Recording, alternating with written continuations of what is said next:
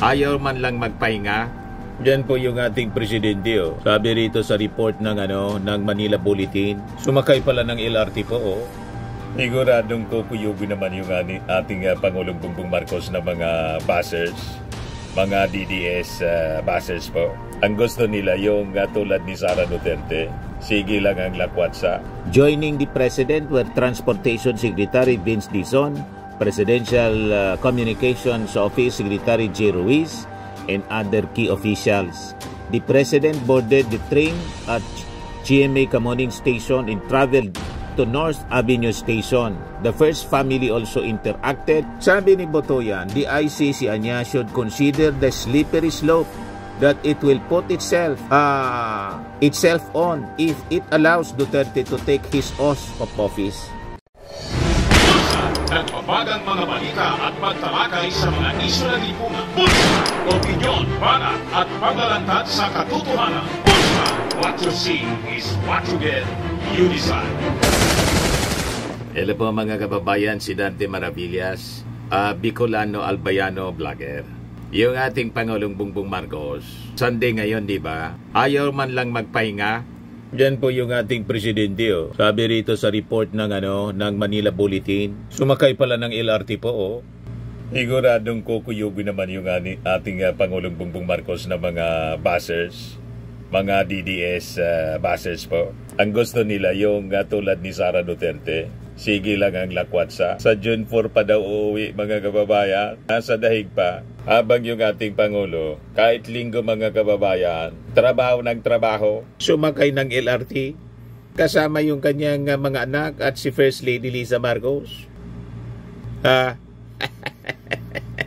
Yan ang napakasipag na Pangulo. Di ba, mga kababayan? Buong family, nagkagulo po sa sa MRT at LRT. Sabi dito sa report ng Manila Bulletin, look, President Ferdinand R. Marcos Jr.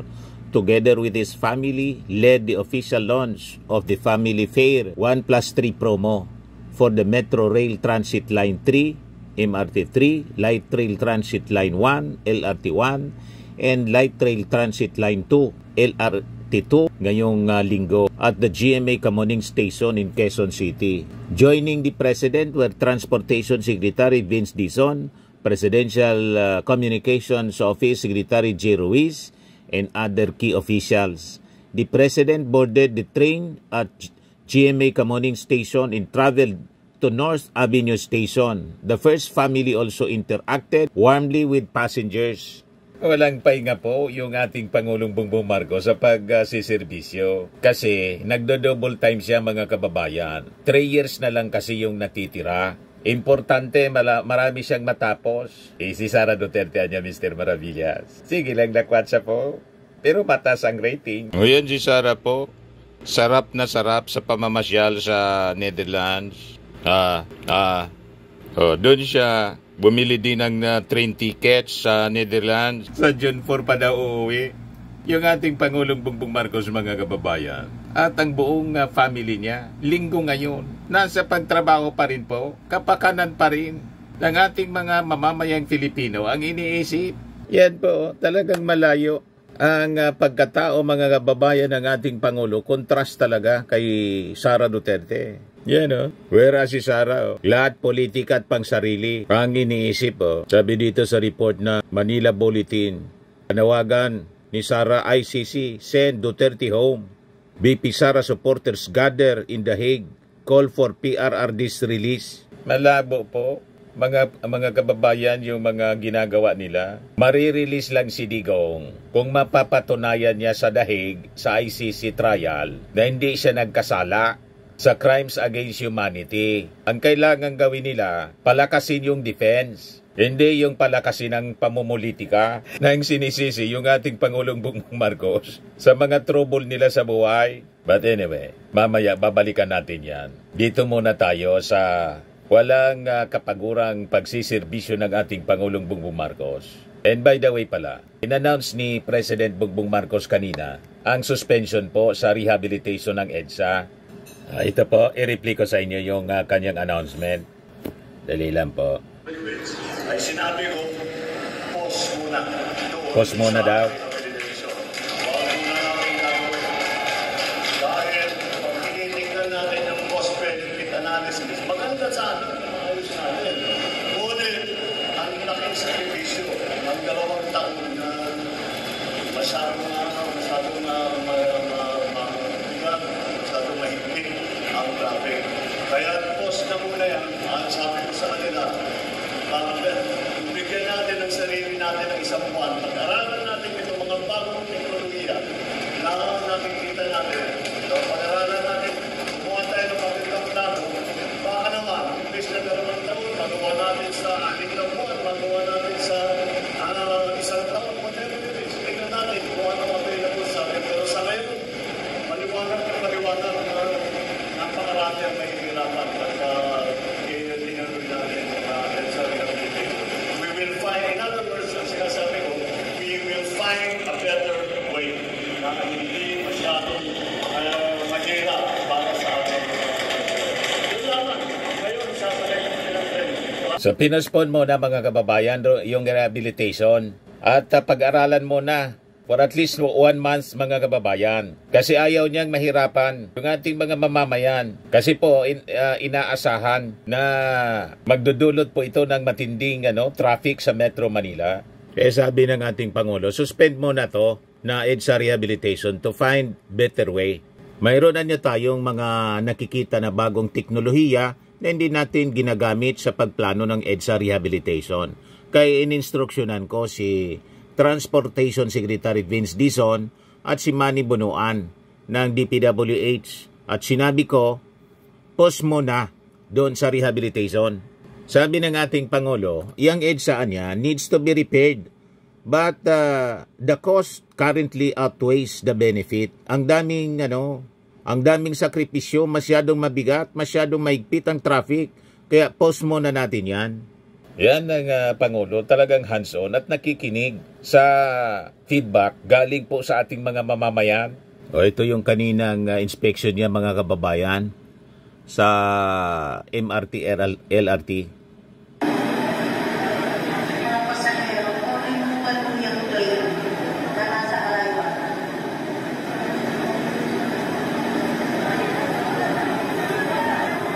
Kasama si Sandro Marcos.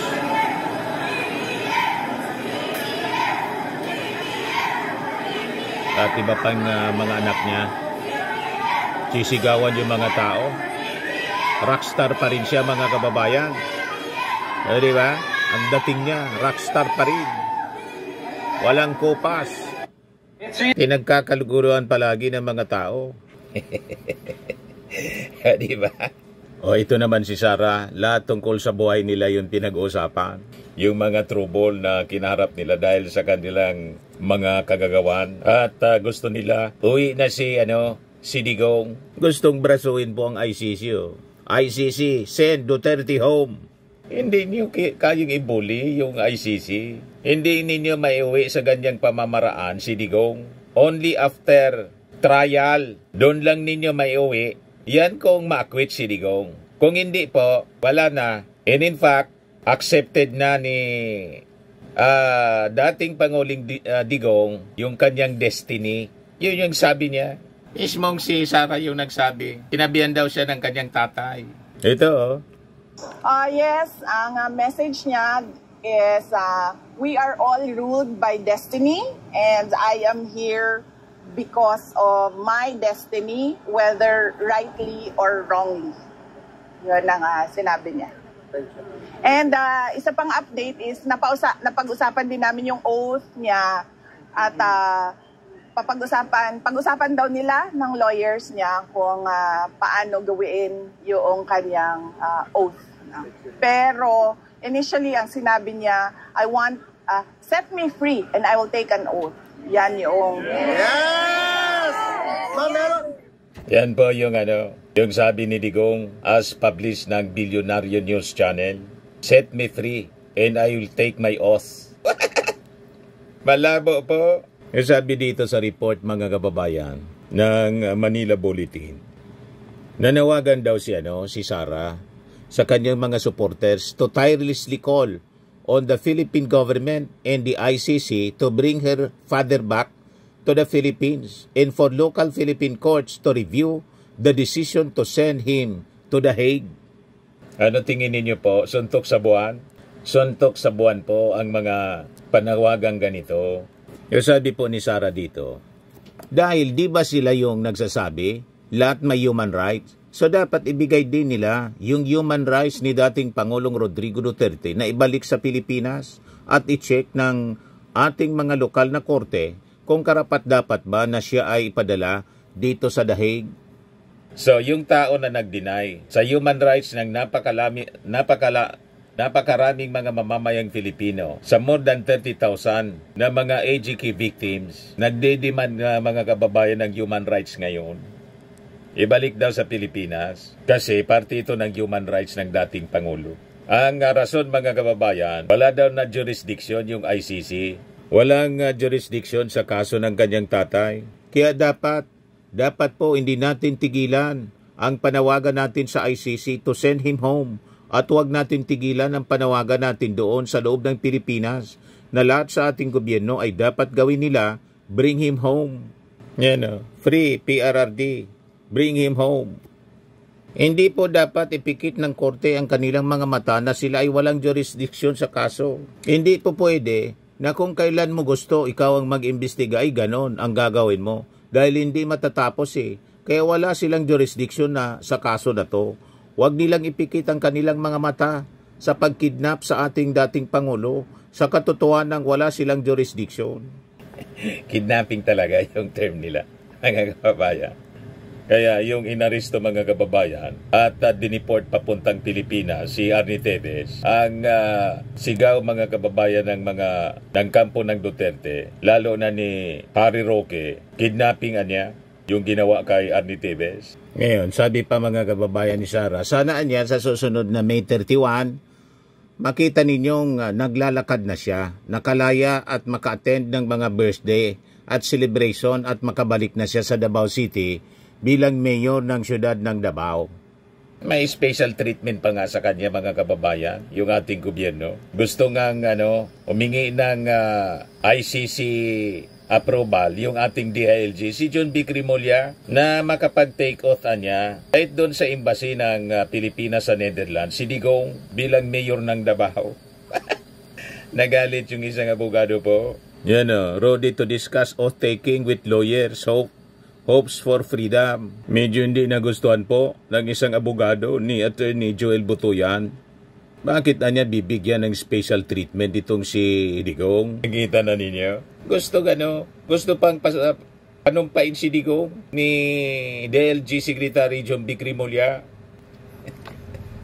Pero hindi man siya makakapag-assume kasi hindi man siya makauwi. So ang magiging mayor, acting mayor po, yung kanyang anak na mayor ngayon, na pinatakbong vice mayor. Wise, si Basti pa rin. You see? Kaya galit po si Atty. Butuyan. Yung sabi dito sa balita, Lawyer Joel Butuyan, who represents drug war victims, questioned the plan of the Department of Interior in local government to ask the International Criminal Court's permission for former President Rodrigo Duterte to take his oath as Davao City Mayor before a Philippine consul.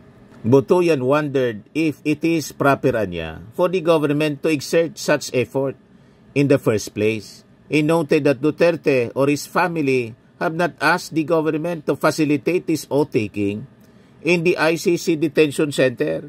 May punto si Butuyan. Hindi nga naisip ng kampo ng Duterte. Bakit yung ating pang DILG ang mag-initiate ng aksyon? Balas sa buhay niya dapat. Di ba? Matanda na sila. At kung ma-overlook nila, di problema nila.